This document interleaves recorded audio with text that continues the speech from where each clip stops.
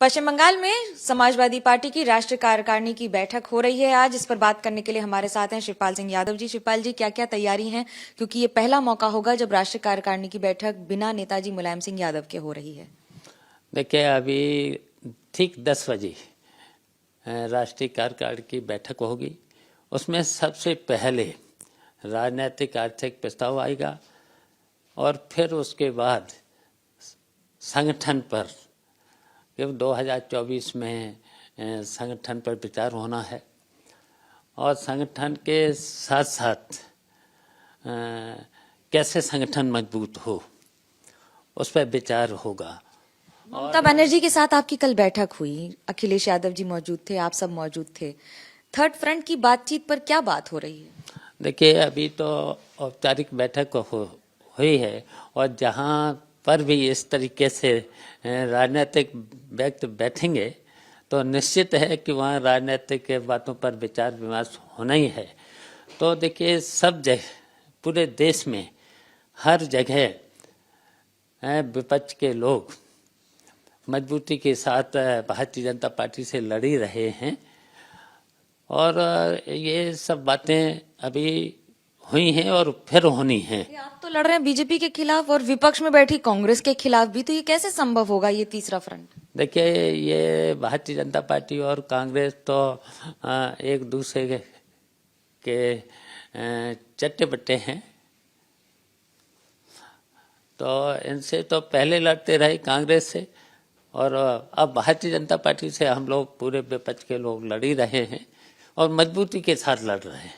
हाल ही में उमेश पाल हत्याकांड हुआ उत्तर प्रदेश में, जिस पर अभी भी उत्तर प्रदेश पुलिस सफलता हासिल नहीं कर पाई है और ये आरोप लग रहे हैं कि समाजवादी पार्टी संरक्षण दे रही है आरोपियों को। देखिए, उत्तर प्रदेश में कानून व्यवस्था पूरी तरह से ध्वस्त है और देखिए, जिस तरीके से इनकी इंटेलिजेंस से लेकर के पूरी तरह से फेल हो चुकी है।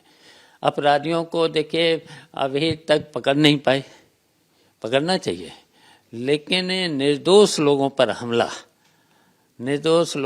हमला झूठी रिपोर्ट लिख करके उनको जेलों में भेजने का काम किया जा रहा है। डिप्टी सीएम दोनों आप पर हमलावर रहते हैं, आप पर लगातार छींटाकशी होती है, कैसे देखते हैं? देखिए, एक तो बड़बोले डिप्टी चीफ मिनिस्टर हैं, विभागों में चल नहीं रही है, केवल चक्कर लगाते रहते हैं, कुछ लोगों के चक्कर लगाते रहते हैं, विभागों में कुछ काम कर नहीं पा रहे हैं और भ्रष्टाचार में तो पूरी तरह से लिप्त हैं। और दूसरे डिप्टी चीफ मिनिस्टर हैं केवल छापामारी, और छापामारी के साथ साथ आपने देखा होगा अपने स्वास्थ्य विभाग में एक हॉस्पिटल में जाते हैं और इतनी सर्दी में एक मरीज की अपनी सर्दी उतार करके उसे पहना देते हैं। बताइए, एक सर्दी पहनाने से क्या मतलब पूरे कितनी भरी सर्दी में क्या उनकी सर्दी बच जाएगी? सो भी हाफ सर्दी। अगर वहाँ पर ठीक व्यवस्था होनी चाहिए था दवाओं की, और ऐसी सर्दी में कुछ भी नहीं। अच्छा, ये तो सवाल आपने प्रशासन पे उठा लिया। अब सहकारिता विभाग के चुनाव होने हैं, सहकारिता के चुनाव होने हैं पूरे उत्तर प्रदेश में, कितनी तैयारी है, क्योंकि आपका उस पर लगातार दबदबा कायम रहा है? देखिए, हम लगातार 33 साल चेयरमैन रहा हूँ और लगातार 6 बार 7 बार मैं लगातार वहाँ पर अध्यक्ष रहा हूँ। हमारी वजह से 2 टर्म लागू कर दिया गया है कि ये किसी तरीके से जो पक्के कॉपरेटर होते हैं, जिन्हें नॉलेज होती है। और अब क्या हो रहा है उत्तर प्रदेश में, किसी को पर्चा नहीं भरने दिया जा रहा जो अच्छे कॉपरेटर हैं, जबकि ये विभाग दलगत से ऊपर उठ करके जितने भी कॉपरेटर हैं वो काम करते हैं, लेकिन अब वहाँ पर पर्चे नहीं भरने दिए जा रहे हैं, निर्विरोध हो रहे हैं और सोसाइटी को कैंसिल कर दिया जा रहा है। पूरी तरह से प्रशासनिक अधिकारियों को लगा करके पूरे के पूरे चुनाव रद्द कर दिए जाते हैं और अपने जो जानते भी नहीं, मेंबर भी नहीं, वो वहाँ का चुन लिए जाते हैं। तो ये अवैध तरीके से सब काम उत्तर प्रदेश में हो रहा है। ये पहला मौका है जब राष्ट्रीय कार्यकारिणी के आप सदस्य हैं और बैठक में शामिल हो रहे हैं यहाँ पर कोलकाता में। इसके पहले भी आपके नेताजी मुलायम सिंह यादव से बहुत सारे इंटरेक्शंस ताउम्र रहे हैं। वो कौन सी बात है आपको लगता है जो पार्टी को अब उनकी बात और हिदायत मान लेनी चाहिए? देखिए, हम लोगों को सबको पहली राष्ट्रीय कार्यकारिणी की मीटिंग होने जा रही है जो नेताजी के अभाव में होगी।